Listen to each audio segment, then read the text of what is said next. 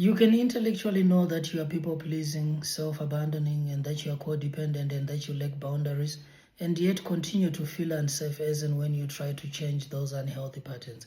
And this is because they are not registered as unhealthy patterns to your nervous system. They are embodied as survival patterns. You see, the body embodies behaviors, or patterns are embodied before the brain can explain them. And so they are not categorized as unhealthy patterns to your nervous system.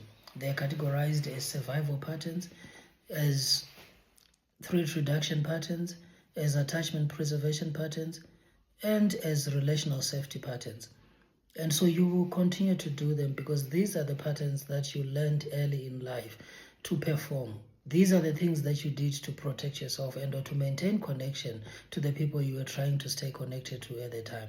And so over time, they are normalized. And their familiarity makes them feel like they are healthy patterns. And unfortunately, they might have worked in your childhood, but in your adult life, you will notice that the same patterns have now become self-destructive.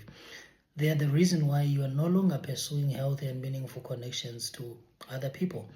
Because as a kid, you did not know the difference between a healthy and an unhealthy relationship.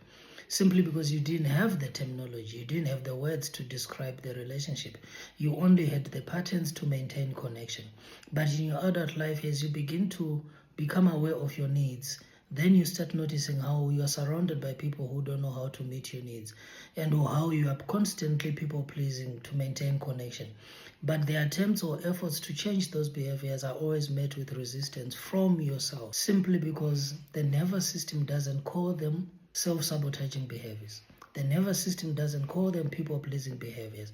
It calls them threat reduction behaviors. It calls them self-preservation behaviors.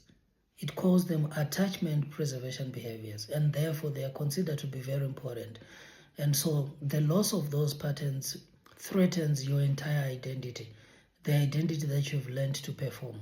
And in an attempt to uphold that identity, you are then forced to keep doing the things that are no longer working, because the risk of changing behaviors feels more unhealthy and unsafe due to the uncertainty, the not knowing of what is going to happen as and when you change behaviors, and the losses that you have to deal with as you begin to change your patterns.